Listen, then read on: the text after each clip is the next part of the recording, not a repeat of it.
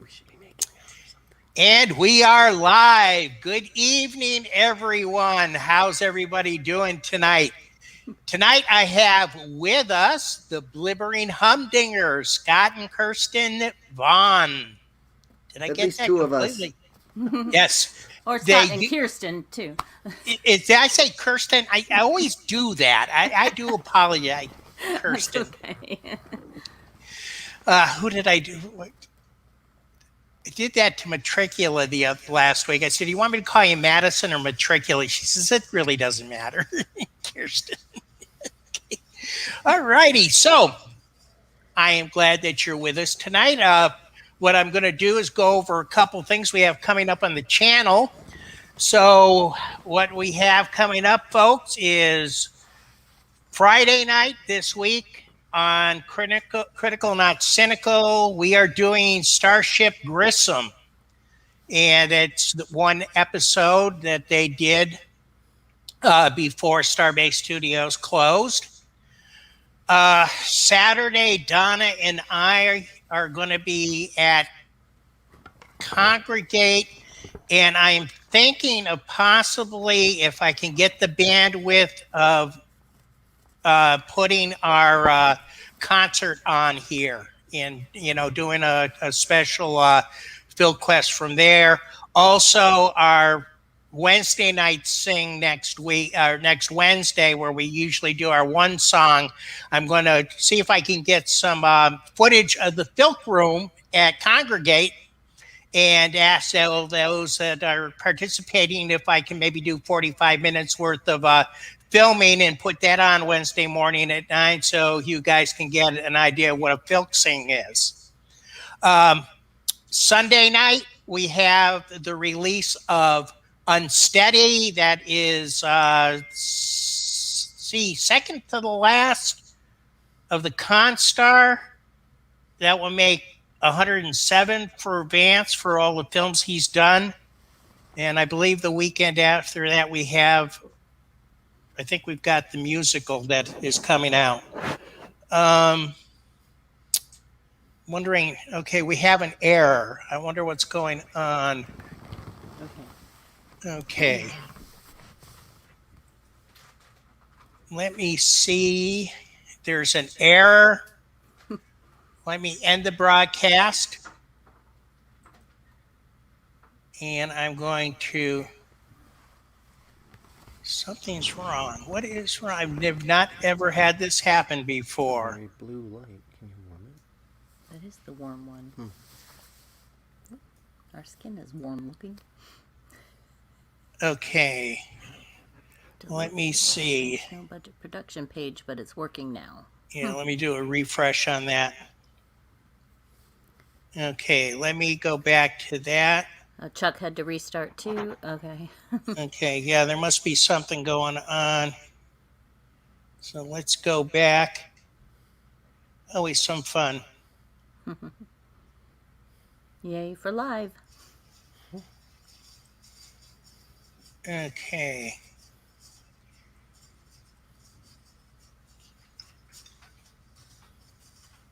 Larry got it.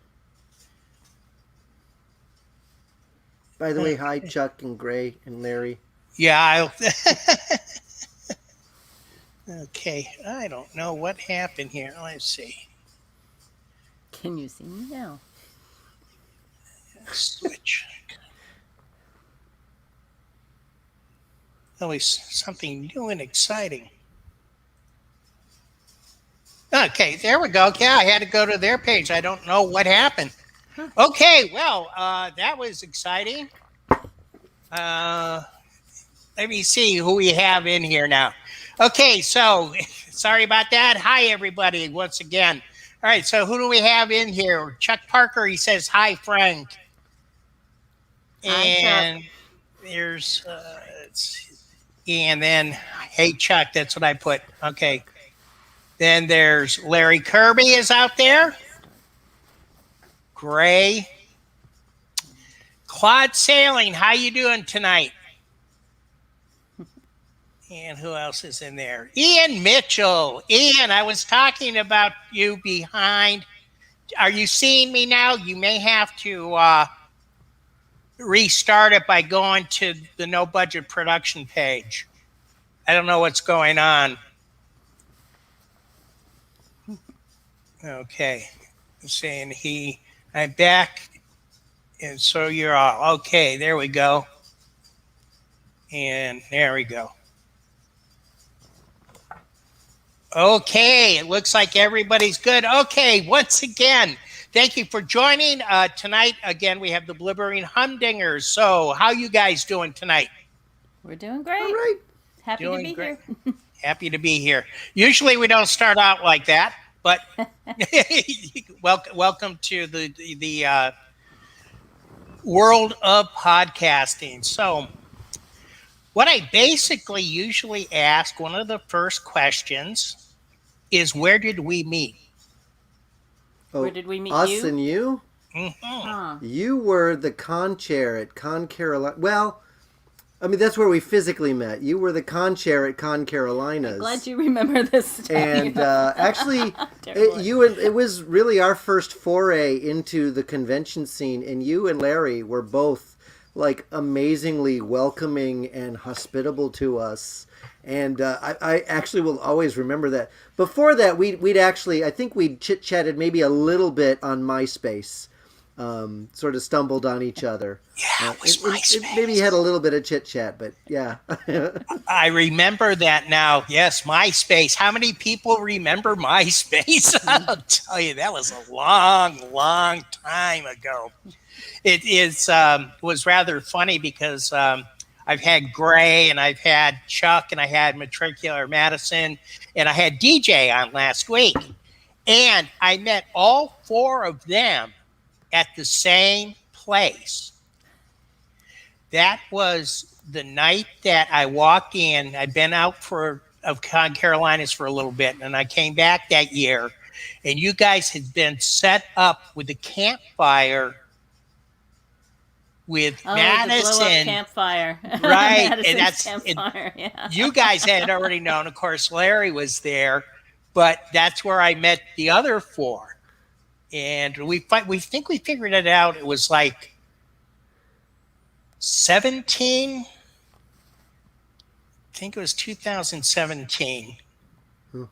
So, well, Michael Day. Hi, Michael. And Donna's here. Hi, in the Donna. next room. Yeah. And I forgot about MySpace, but it was good, and we chatted a while, and then we've been to a few conventions together. Quite a few. Quite a few, yeah. So, what do you guys consider yourself in the Filk world? What type of musicians? That's another question I love asking. When people ask us what we do, I usually tell them we do sort of nerd folk rock.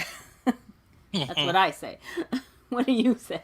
I'm trying to figure out what you're asking. In the Filk world? Yeah, well, in the music world, in fandom. Oh. Yeah, I mean, I tell people we're like a geek rock band because most people don't know the word Filk. Yeah. Even in fandom, they don't really know it anymore. I mean, we try to tell people, but... Yeah, I mean, we talk up the Filk community and everything because it's been just so... I mean, we feel part of the community. We came into this really as like wizard rockers, but also as like we'd done SCA Bardic stuff for 20 some years. And there's a lot of crossover, of course, between the Filk community and the SCA Bardic community. But Right, but the first Filk convention we went to, like I felt very welcomed, but I didn't feel like I was really a part of that community because like we'd only done like conventions and Harry Potter conventions and all sorts of like very different venues, I guess. Well, yeah. Besides the SCA, but yeah, being at a Filk convention and just being surrounded by other songwriters and other musicians and people who are into it as much as you are. Like we approach some of the Filk conventions, we actually approach as like a professional conference. It's like It's like, no, we don't have to be guests or whatever. We're going to go and we're going to network with people and we're going to make connections and share music. Well, Gefilk always has the ballroom, the dance band and everything, which is so much fun to dance to. It's because we do ballroom dance things too. You have been really, I've watched your videos and stuff like that with your dancing and stuff like that. And what I'd like to ask is, how are your feet?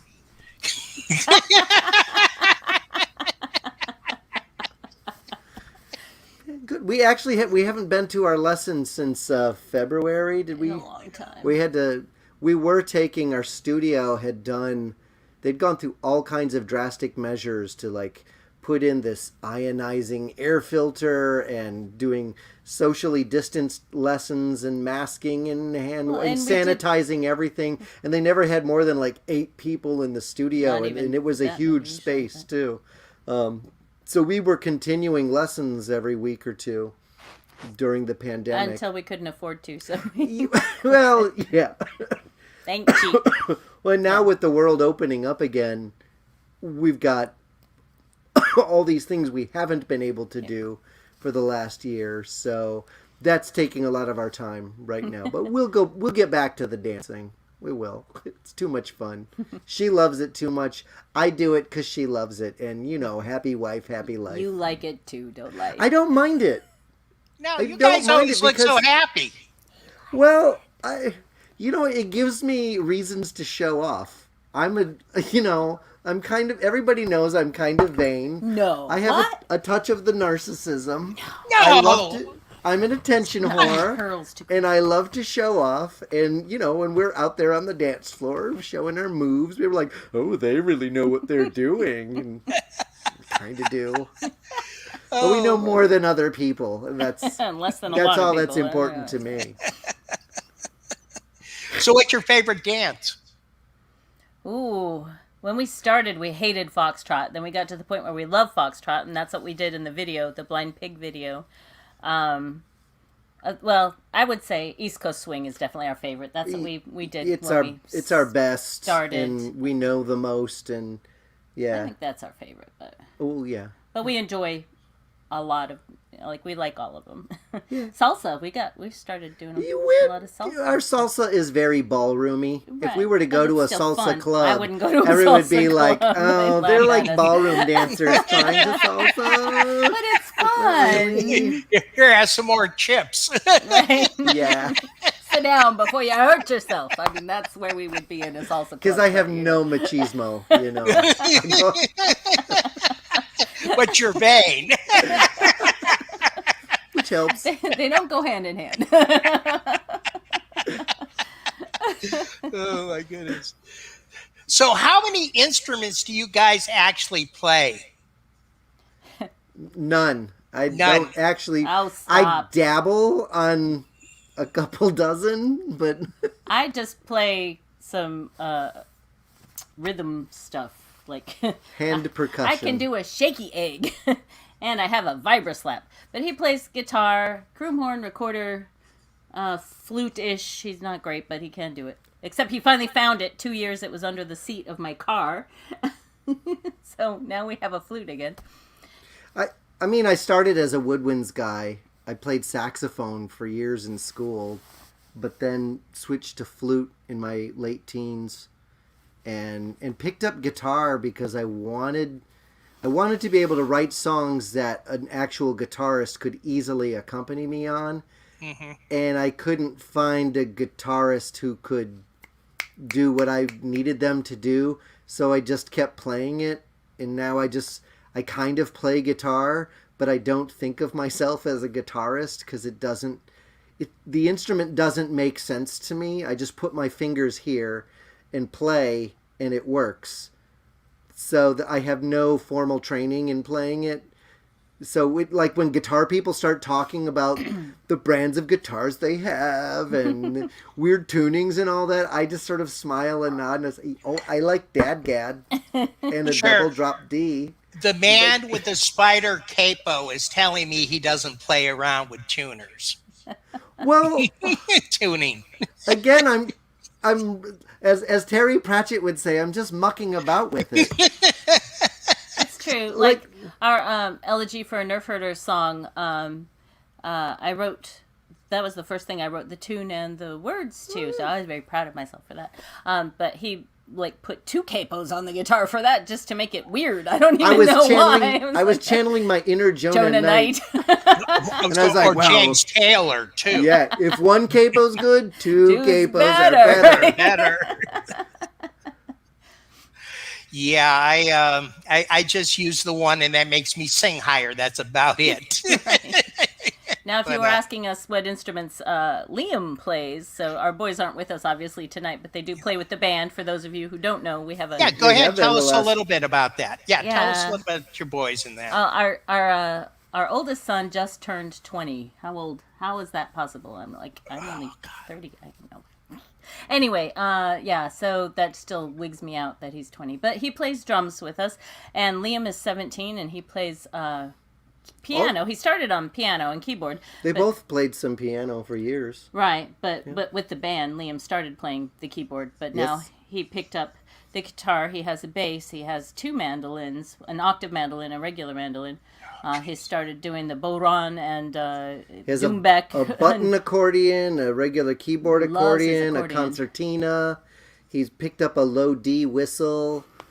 Plays, other whistles as well. He'll dabble on a recorder a bit. So he was playing the harp the other day because he needed harp for something. He plays medieval music that we've been doing all of his life, in front of him, and he just picks it up like that. Yeah, it's like he already knows the tune. So yeah, it's really cool to just, or like I'll start playing a Jethro Tull piece, and he'll be like, oh, and he knows it.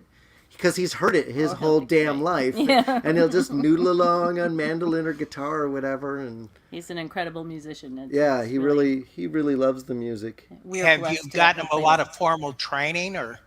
He had piano lessons, thank goodness, with my mom, because that would have cost us a heck of a lot of money. Ever since he was 5, maybe 4. 4 or 5. So about, 10, 12 years of piano lessons. He quit when he was 16, maybe, but... yeah, and she gave him some theory and stuff, but so he had that as a base. But he's one of these that can just listen to something once and then learn how to... he picked up the accordion and figured out how to play it in a few hours, Wow. He'd never touched one before, and he was playing a song by that evening, That's the kind of musician he is. My dad was like that, and he never got to meet my dad, but they are the same person, sense of humor and everything. And so, yeah, it's like Dad could play anything he picked up, so Liam is doing that too. Wow, that's incredible. From that point, so yeah, pretty much I would think too, being from the cradle, they've heard your music and everything else. And I was going to ask you, Scott, what your favorite musician was. About Jethro, Mr. Tull himself is one. I know that. Ian Anderson, yeah. Yeah. But I mean the various incarnations of Jethro Tull over the years. Ian Anderson, of course, being the driving force behind it, but I mean Martin Barre as well as a guitarist, and it's like I especially their sound in the late 70s, from 74 to about 1979 or so, 1980. Just there was the pinnacle of Tull for me. But there's been lots of Tull since then that I have really loved as well. And some you haven't. And some I haven't as well. It's like there's albums I don't listen to, but the ones I like better, he doesn't like at all. So. Yeah, it's like me and Simon and Garfunkel. There's no bad Simon and Garfunkel songs. Every once in a while I run into one, but I can't think of one that I really don't care for. I don't care for Paul Simon, some of his stuff. Solo stuff is... Yeah, some of that's not that great. So yeah. I learned to sing with Garfunkel, though. That's how come I sing harmonies, because I always listened to the Simon and Garfunkel stuff, and I would never sing the tune. I always wanted the harmony. Yeah. I kind of got my harmony from the Smothers Brothers. No, seriously, they were I fell great. into a vat full of chocolate. Chocolate. I just fell into a vat Into a full of vat chocolate. What'd you do when you fell into the chocolate? My parents had Yeah, my right. parents had several Smothers Brothers albums, so as a kid I was very exposed. So to I never that heard stuff. it until I married him, and he would sing it around the house. I'm like, what are you singing? Well, one of my favorites is Eskimo Dog. I don't think I I know that was one. going to the as I was going to the North Pole so merry, I met a Saint Bernard who was short and squat and hairy. You don't remember that one? Oh, that's No. a good one. Yeah, through that stick. That was the end of Rover. He got it in a fan belt, and his roving days are over. Ooh. Yeah, Tommy. But, I think that listening to them and, other people at the time probably made me ripe myself for filking. I don't know. It just seems to be that type of music from that. Yeah. Yep. That certainly- Which begs the question. I know that you were in the SCA. So what brought you to the SCA? And for those who don't know what the SCA is, explain it to them. Because... Well, we explain it. The easy way is medieval reenactment, but it's not so much reenactment as Some people describe it as the Middle Ages, as they should have been. with showers. Yeah. I mean, it's basically a group for medieval and Renaissance history enthusiasts, or people who enjoy cultural history from before 1600 of the Common Era, getting together and just sharing our love for that together through costuming and music and dance and martial arts and Cooking and art and blacksmithing and everything. and- If they did and it in the Middle everything. Ages, we know someone Yeah. who does it now. And it's kind of a quirky subculture with its own little system of kings and queens and dukes and duchesses but we're and, getting and out all of- that sort of thing. And but I have found, looking across other medieval groups, that's one thing that really sets the SCA apart, is our hierarchy and our recognition of, at least So Lord seeing of the Rings achievement. brought him into it. Well, yeah. I mean, Getting what him brought to- me into that? Like in 1977, Bankin and Rankin and Bass. The greatest adventure. Yes, yeah. The Hobbit was on TV. Was Yeah. it 77 or 78? someplace around then, yeah. I had never seen anything like that, and I became obsessed with it. And then, like around 1980, a friend got Redbox D&D, and we started. And I was like, "Oh my God, this is like playing that show I saw a few years ago." And then, so this is the You dumb hadn't even part. read the books yet? No, I didn't even know there were books. So we were playing all this D&D stuff, and I was fascinated by, and got my AD&D Dungeon Masters and Player's Handbook and Monster Man, and read all that shit cover to cover. But then around age 12, I discovered the Lord of the Rings. I didn't know there were books, and the Narnia series. Ah, yes. Okay. And I was like, "Oh my God, these are books about D&D." I think Tolkien might have. I know, right? As an adult, it's funny, but as a kid, Wait, I stop, didn't know. reverse that. Yeah. Yeah. So it's really fun now. Like a few years ago, I went back and reread the Lord of the Rings, the main trilogy, and everything I know about Anglo-Saxon and Norse cultures and medieval history and feudal values. And even watching, all of the behind the scenes stuff with the movies, all of the detail and research that they put into stuff. Going back and rereading Tolkien's work, every other page I was just like, he was such a freaking nerd. Oh my God, look at that. That's like right out of this story Says kind you. of thing.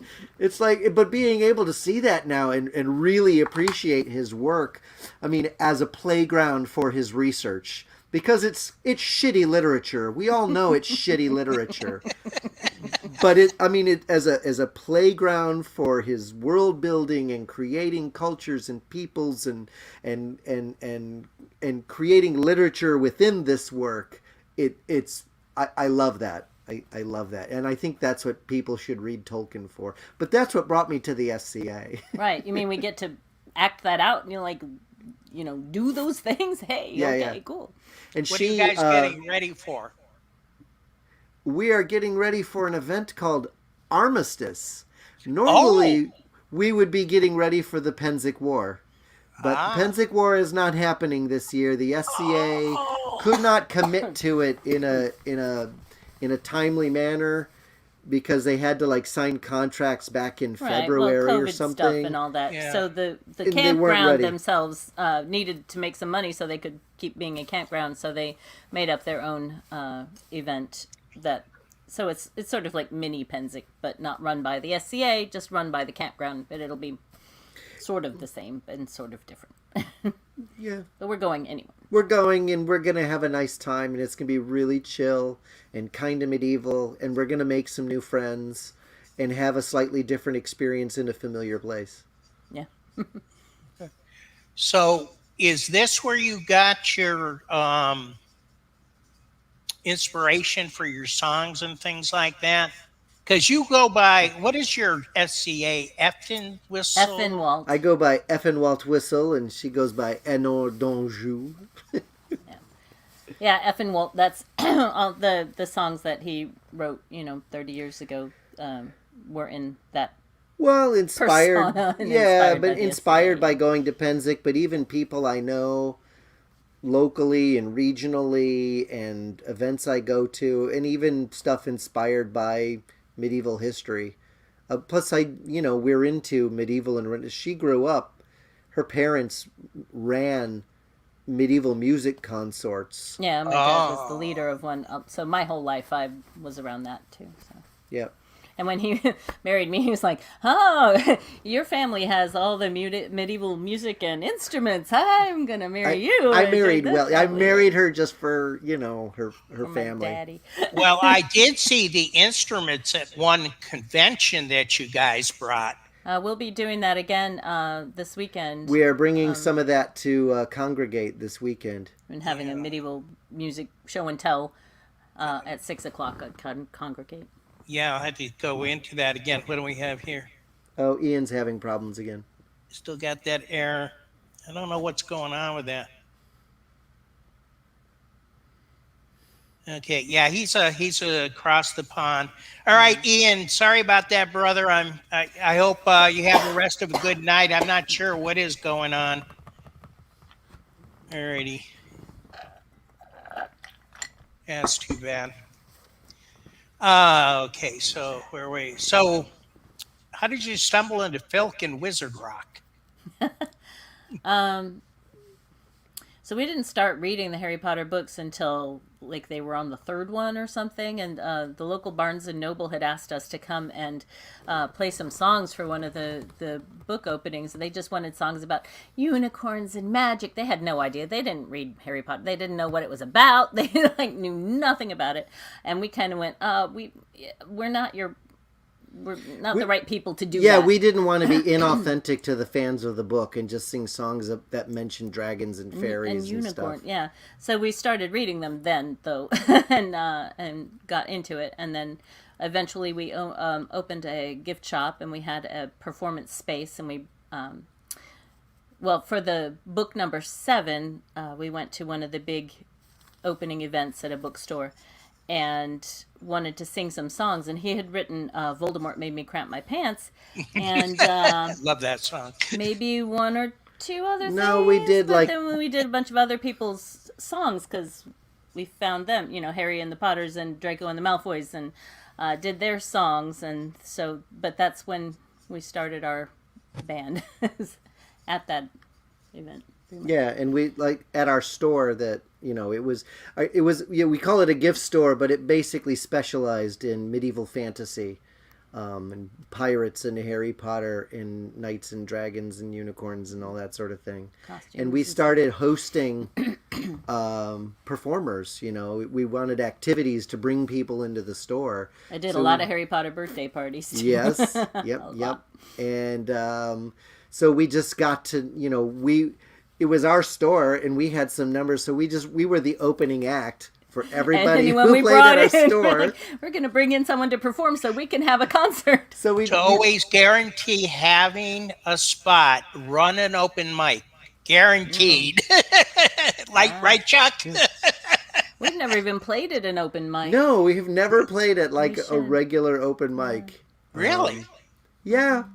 That's just we find enough other irregular opportunities. Opportunities with people who are our people. Mostly he wants to sing more than one song. That's really what it boils down to. That too. Well, I remember, so I don't know, there's been some Filk circles you only get one song. Yeah, it's true. Yeah. Go ahead, I'm sorry. No, one year at the local Renaissance Festival, so we were performing at that for a few years. There used to be a small one in Raleigh. We were performing in the tavern. And in my mind, like, the tavern songs needed to be, you have to do the Irish drinking songs and you have to do some bawdy songs and they had to do these particular songs. And we did those, and it's not our usual fare. And so we were just sort of singing them. So then one of our last shows, we did a bunch of our own stuff. And pulled out all the stops, and suddenly people responded because we were authentic. We were being authentic to ourselves as artists. That was and musicians. a learning point right there. Yeah, that's when I realized, no, I'm not really a working musician. Well, not a pub musician anyway. We're not pub singers. That's not a good gig for us. Some people can do that, and they're very, very good at it, but it's not what we do well. Yeah. If I was to do something like that, I think I'd do something like rest homes and things like that. Seriously, there are some rest homes that that they bring the guitars in. I know all the old songs. I was from that generation. So my mom takes her harp, and she has learned a bunch of old classics to play along, so everybody can sing along and stuff. Yeah. Yeah, it's nice. She gets paid to do that. Yeah. So when you did the Wizard Rock, I think at that time I was looking at things and going like, what's this nerd music? What's this Wizard Rock? I'm a Filker, damn it. But when did you guys run into Filk? Or did you know about Filk with the Wizard? Well, through the SCA, we always sort of knew about Filk. I'd been to a couple of house Filks. Yeah, the way I was taught, Filk in the SCA just means writing your own words to someone else's song. That's a Filk. And the overall what Filk is was not talked about in the SCA. But you meet, crossover artists like Leslie Fish or Michael Loncourt, James Alexander. Anyway, yes. Joe Bethencourt, Yeah, Iosif of Loxley, people like that. So you're aware of it, and it's like, so we were aware that there was something else out there, but actually when we were actually starting the Wizard Rock thing, I went online searching for Harry Potter Filks, and that's when I stumbled on Wizard Rock. Because there was more of that than Filks that I could find. I was just like, whoa, what is this? So he's asking how we got into the Filk community. Right? Are you? Oh, no, I mean, it's okay. Anywhere it leads, that's fine. That's interesting. That's good. Well, like how we got to a Filk convention was somebody saw us at like a regular sci-fi fantasy convention where we were just there. Bill and Brenda Sutton were like the Interfilk guests at Con Carolinas one year. And we were just there doing our thing, doing our Humdinger show. And they saw us and they're like, they need to come to the Filk conventions. So, because they're always looking for... So they brought us as an Interfilk guest. But like I said before that, like you and Larry at Con Carolinas, like... because Larry was like kind of running the Filk track for a while off and on, and always been very welcoming and hospitable. And so I'd ask, hey, can we do this? And he'd be like, yeah, okay. Yeah, Larry's very accommodating. He's like, programming? All right, let's do it. Yeah, as a matter of fact, I hopefully I have told Con Carolina staff that I'd like to get back to getting Filk back the way it was, because it hasn't been the way we started it off back in 2000. Actually, Larry and I think it was 2005 was our first year at Con Carolinas. It was a very big Filk circle, Larry and I, and one person from Georgia that had gone to Filk. So that was the beginning of it. So there was 3 of us. And then it just started building year after year, and we took over the Filk, and just when I became con chair, Larry took over doing the Filk and stuff like that. And then he went on to start doing the Atomicon Filks. Yeah, he started building that up. So I guess our goal has always been to try to get as many people in the Southern community to do Filk. It's funny, very quickly, I met him when I was in Massachusetts, and he was down in South Carolina. I met him at Filk, Ontario. Okay, and I always remember talking to him. We had a good time that year. And then I think it was the next year or the year after, I decided to come south, and I didn't know where he lived. I thought he was from, with that Southern accent he's got, I thought he was from Georgia. Watch, we'll make fun of your Northern accent. Yankee boy. Yeah, Yankee boy. Damn Yankee. But anyway, so he... I said, I'm coming down to South Carolina. And we were talking at, it was Concertino that year, the last year, 2003. No, it was 1999, I think it was. No, I came down. No, it was the 2003, because it was just as I was coming down, and I ran the convention programming from South Carolina. And I had put him, his first concert ever, I was program director there, and I gave it to him. I said, I want you to do a concert. So that was my little claim to fame. If he ever gets up there in Filk, I know that I started him off there. But I said, I'm moving down to Columbia. And he said, oh, wow. I live in the Columbia area. And I went, huh? And he lives in St. Matthews, which was 30 minutes away from me. So that's where we got, and we started doing house Filks down there. Yeah. So that's the great thing. So. I just realized a chapter in my personal Filk history that I'd forgotten about. And what is that? Sometime in the late 90s, I want to say it was, there was a convention here in the Triangle area called Trinicon. And one of the, and somebody on the con committee had seen me at an SCA thing or something and knew I was local and asked me to be a musical guest and do some musical programming at this thing. And I was just like, okay. And, part of the Filk track. And I met Moss Bliss. They had Moss in there come down as well. And I met him that year as well. And we did it because he's, played around the edges of the SCA in his life as well. That is Moss, I think. Yeah. What? He's here? Yeah, I think he's got. Hey, Moss. He was. Early 2000s then. All right. I looked at it and I said, "That sure looks like Moss." I can't see the picture from here. Oh yeah, look at there. I said, "Yeah, that sure is Moss." I guess. So for good or ill, For good or ill, Moss was one of my early introductions to Filk as well. Good thing you didn't say anything bad about him. No, he has a beautiful voice and he's a wonderful teasing. guitar player. Oh my God. You know, he's moving back to the area. I didn't know he'd moved away. Yeah, no, he was Talking about him like he's not here. No, he was in Tennessee, but I guess he's moving to the Hickory area, up in that area. So, cool.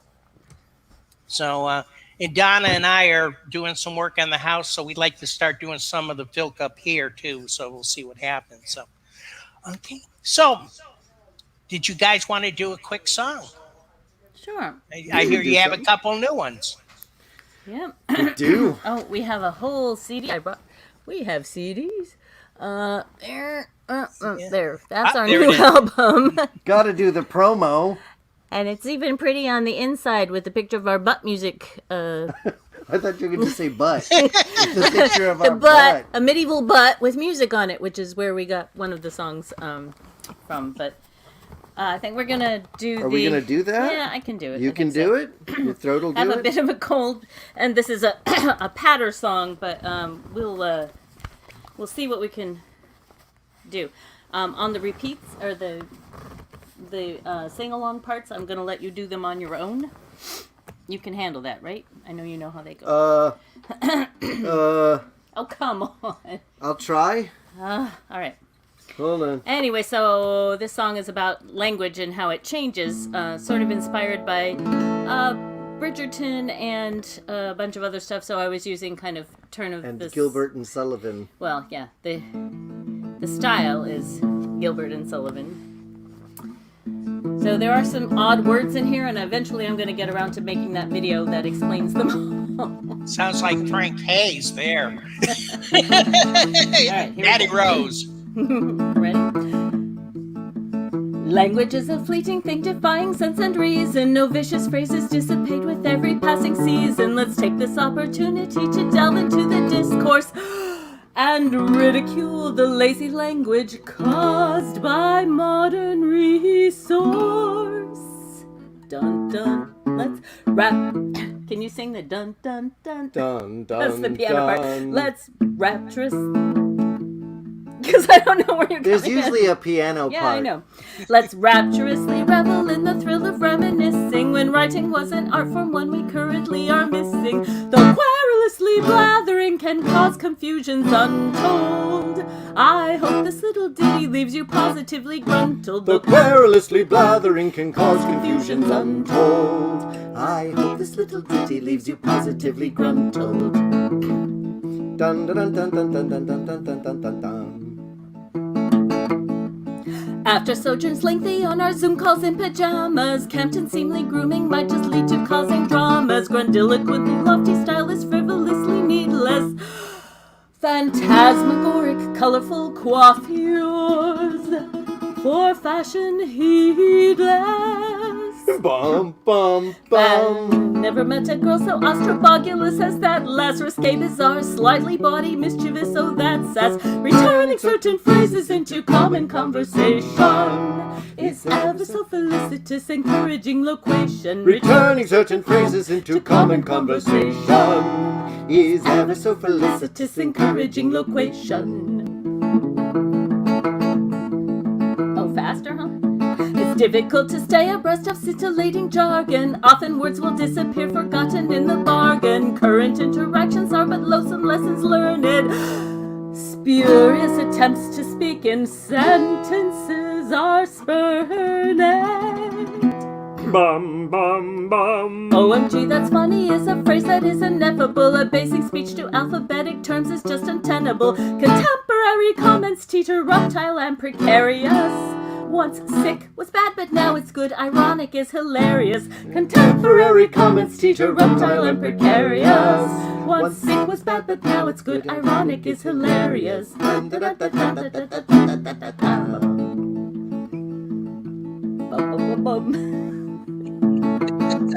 Awful used to be a term of reverential wonder. Awesome was its synonym till that was thrown asunder. A blade was once a dashing man who's young and full of fashion. A rake was not a garden tool, but one who slaked his passion.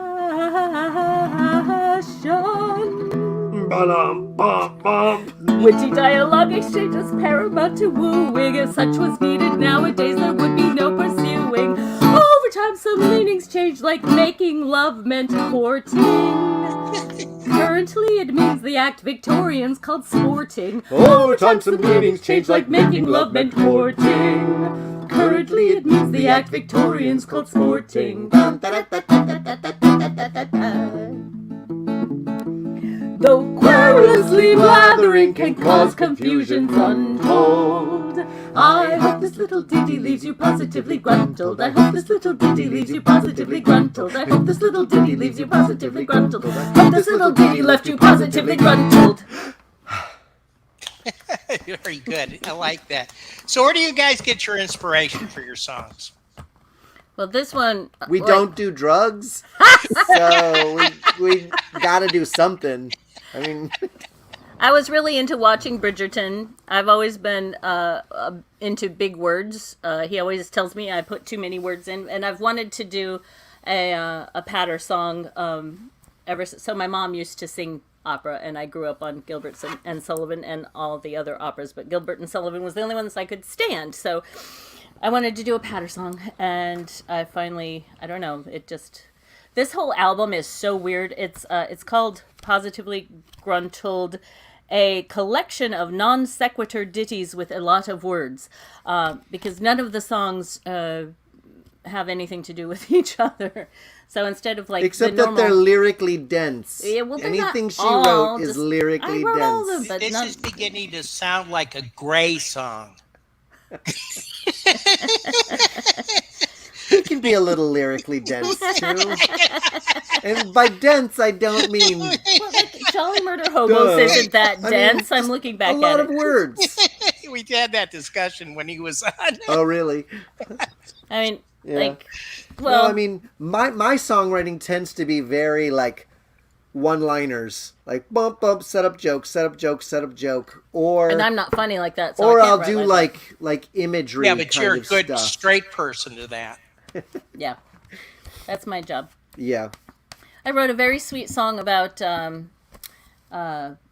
Yoda and the Mandalorian. That was a good song. I'm having trouble playing my guitar. I'm not asking you to play. So playing guitar is weird right now. I've been experiencing a trigger finger in my normally I get a little steroid shot in there and it's worn off.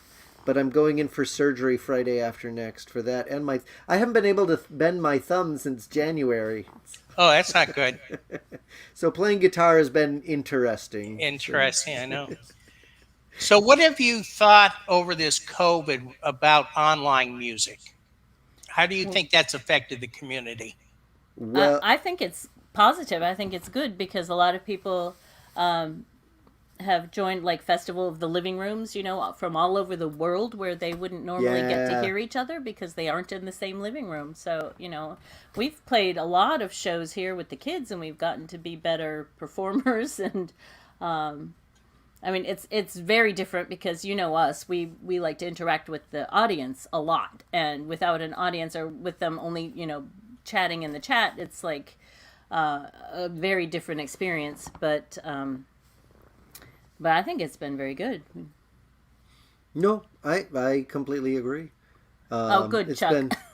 It's like I miss the interaction, like she says, but at the same time, I mean, some of the online, like, because I've been doing online Bardic Circles as well. We've done a little bit of the online Filk thing, but you get to hear and see people that you wouldn't normally, because I don't go to conventions on the West Coast very often or in the UK and that sort of thing. So having contact with those people is been great. So we've all been forced to do some of that, but I'm also looking forward to I love being in the same room with other musicians. Well, and we finally got to play our first show live at Con Carolinas, but everyone was masked, and it was like playing to a wall of eyeballs. Like, are you laughing? Are you smiling? Are you singing along? Do you like this? Is it good? That's Is how it was bad? at Atomicon. It's awful. Yeah. So it was very difficult. At one point, he was like, "Raise your hand if you're smiling." You know. Well, I don't think is Congregate masked. I couldn't tell from what I was looking at. So I guess. So there was something on the website that I didn't read, but it did say something about measures that they're taking. Well, I guess we should bring masks follow the just rules. Yeah, in case. yeah, just Like, from that point. rules? I don't know. But I know that. Oh, wait a minute, hold it. I'm trying to think. Did she say that? Tara may have told me that when we were performing, we could be unmasked. Maybe that's what she said. Well, Oh, yeah, that's Yeah. I would hopefully expect to be that. Yeah, I would hope so expected, too. Well, I don't know. In my case, it might be better. a mask and sunglasses. Yeah, right. Mask and sunglasses. I can work that out. How about I you think- just sing behind a cardboard wall and we'll just put no. So mean to you. Hello? So there. The greased pole. Either that or we can go with this.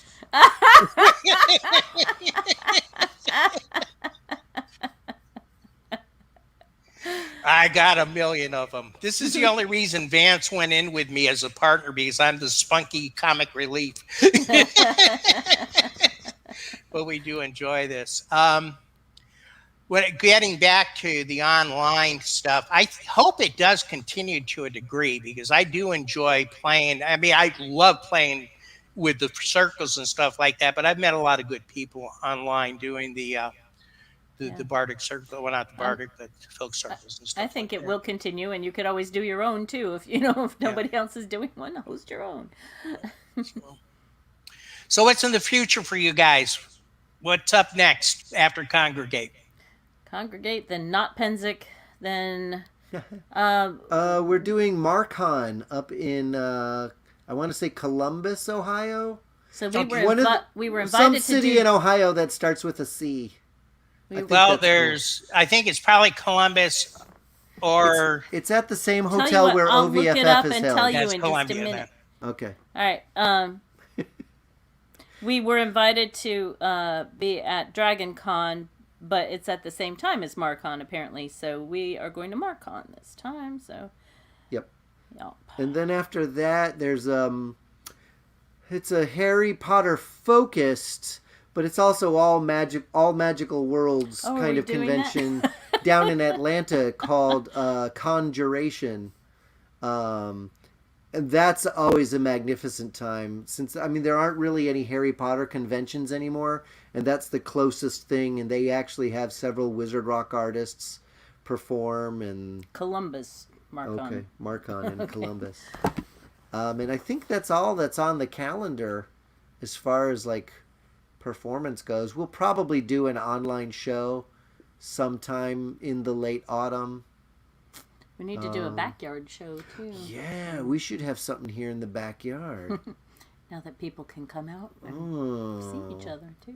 And we have some SCA things coming up. Like in October, there's this big thing called the War of the Wings out a little bit north of Winston-Salem that we'll be at. And that'll have a lot of... I'm running I call it the Spectacular Show. It's basically a talent show that I'll be running. Yeah, that's great. That's great. So that's good to hear on that. Yeah. So we'll be at Congregate seeing you guys. Looking forward to, doing some circling with you if you're there that late. I don't know. They don't seem to have a late night Filk at Congregate, but there's a few of us that have said we're going to grab a room anyways. As you should, yeah. Yes. Yeah, we won't be there late, I don't think, but we'll see. We'll try and we'll play in the hallway like we usually do anyway. Maybe I might go and watch everybody else's sets as much as I can, since we'll have an We'll opportunity leave the to. kids at our table. Well, we can talk about it later. Oh, okay. Yeah. Yeah, we'll probably leave a little after dinner time. So Okay.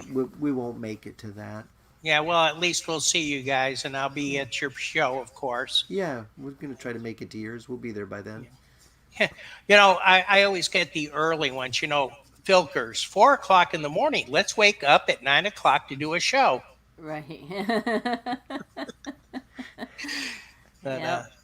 See, we've never been good at the 4 a.m. filking thing. We've never made it that late. Usually by midnight or 1 a.m. Not even like 10 years we're ago like, we didn't do it. just so tired. I can't think. I think my last one was an OVFF at 3 o'clock or 4 o'clock in the morning, where Daniel Glasser wrote his favorite lullaby song. Matricula does it. Huh. And it's about, there are dragons, there's monsters underneath your bed that eats that you one. up. Daniel Glasser. All right, I've heard several people do that one. Yes, I was there the night in the hallway while he created that and saying, yeah, that sounds really good. So that year, the theme song was For Our Children. Mm-hmm. He had not written a song for that. I, of course, had. It was called For Our Children. I looked at him and said, why don't you enter that song into, see where this is going? Into the program. He says, I don't think. I said, Daniel, it's great. Put it in. He came out second. I came out third. But I've always loved that story.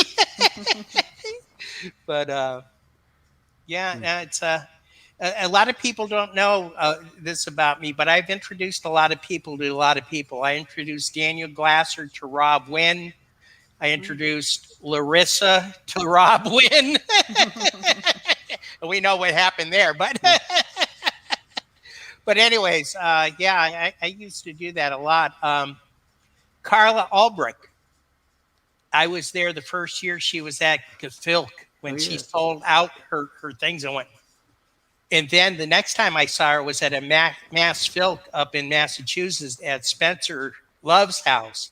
And we just sat around. I taught her Captain Bravo because her father was in the Navy and she wanted to sing that for her. So, I mean, we are such a small community with a lot of great people in it. Yeah. And I really love you guys. I've known you guys for a long time and, it's been fantastic. So, and I'm glad to see you're bringing the youngsters up. It is cool. Like, I remember at Dragon Con, probably about 4 or 5 years ago, at an open Filk. There's like a 2-hour open Filk in the middle of an afternoon when nothing else was going on in the room.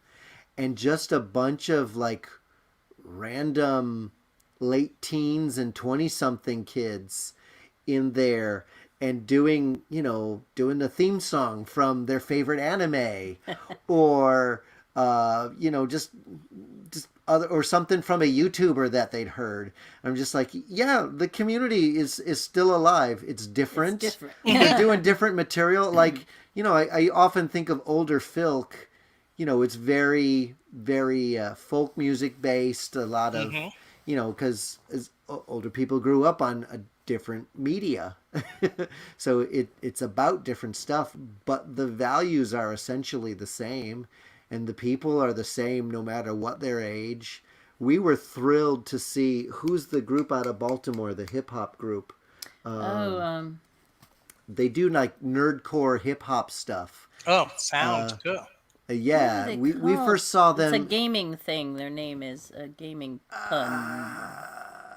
Anyhow, we first met them at a thing in Pittsburgh. Because Randy, you know who I'm talking about. Randy Rambo? No. Oh, wait a minute. Randy Dees? That sounds like... Is that his last name? Is that with the funk? No. Gosh. Anyway, okay, so convention in Pittsburgh, he brought them in. And they're doing nerdcore hip-hop stuff. And it's a very... in your face, loud, fast paced show, that sort of thing. Old Filkers. We thought everybody are was often going to like, hate it, oh, and but they brought him to loved it. OVFF a couple years ago, and the crowd was just like, oh yeah, I mean they were into it, and I was just like, yes, this is what I want to see in this community, is people learning to appreciate, stuff that, that weird stuff the kids The are young into. ones. Yeah. I can't find them. Darn it. Anyway, Were the they at Alaska Alaska Filk? I don't. Yeah, they might have been. I think they've been at some stuff recently. Well, Yeah, I think Rob did have them at there. I think there was a hip hop group there. Yeah. that would be them then. Yeah.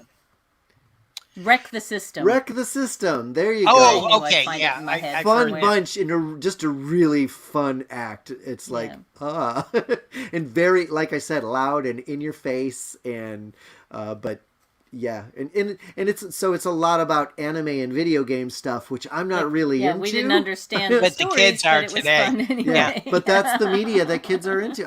Our eldest is into video game design. He's finishing his capstone project for his associate's degree. As we speak. And he loves writing code. What a nerd, huh? He loves coding. That's the graphics, the music, all that's just like, whatever. No, he wants to make it all work. Some people write the code. I never could sit at the desk and code. That's not me. So, well, we're at the top of the hour. And I really do appreciate you guys coming on. I won't ask you to do a song because I think I don't want to hurt your finger anymore. I got to save it for this weekend. Yeah, save it for I'll this have to weekend. Pump up on Advil But thank you for at least playing that one for us. It was great. And we do have in the description how to get in touch with you. I've got a whole big thing. So check out the description in there and go to their they've got My Funky Camelot. Oh, yeah, Funky Camelot. Give it a quick plug. Oh, that's my Etsy shop. Yeah, I do all sorts of different things like steampunk costume accessories and some little nerd wallets and stuff. The shop is on vacation right now, though, so if you go today, it'll just say they're on vacation. So in a few days when I catch up with my orders, I'll open it again. I got on TikTok recently, and a video blew up, and I've got more orders than I can manage. So. There you go. There you go. See what happens when you advertise. To the young people. Those kids and their money and their TikToks. So that being said, I want to really thank you for coming on. Looking forward to seeing you this weekend at Congregate. And you're welcome back anytime you want to come on. You've got something that you want to plug or anything, more than happy to do that. I hope to be doing this for a long time. If you know anybody who might want to do it in the community, even anybody in the SCA, I'm all for cross-pollinating. Yeah. I mean, I have no problems with that. I mean, nerd campfire music, wizard rock, steampunk even. So, okay. That's the thing. We're the music of fandom. And yes, the SCA is a fandom. Yes, to a degree, without a doubt. So it's hard to tell Scadians, though, that Bardic is a subgenre of Filk. Yeah, I can imagine. Unless you're Leslie or... Yeah, exactly. Okay, so you all take care. Thank you very much. Thanks, everybody who came to watch us tonight. If you really like what you see, please hit that like button. I always forget to say that. Remember, we are not monetized on this channel. We do this for fun. We have a great time. Vance, of course, our Star Trek stuff we can't do for monetization. We have the store. We sell all of our shirts at what it costs. We make no money on it. We are totally for fun, for promoting the communities that we're into, and we're having a great time. However, go ahead and spend money on the guys that I bring in here. I have no problems with that. So once again, thank you guys. Take care, everybody. Have a great weekend. I'm going to try to do that thing Saturday morning. Donna and I, it's going to be 10 o'clock Eastern time, and we'll have our bass guitarist, DJ, from last week. And you'll have Chuck from 3 weeks ago. So, Great job. We're all there. Okay, so good night, everybody. Good night. And thank you all for coming. Thanks for having us. Bye. Take care.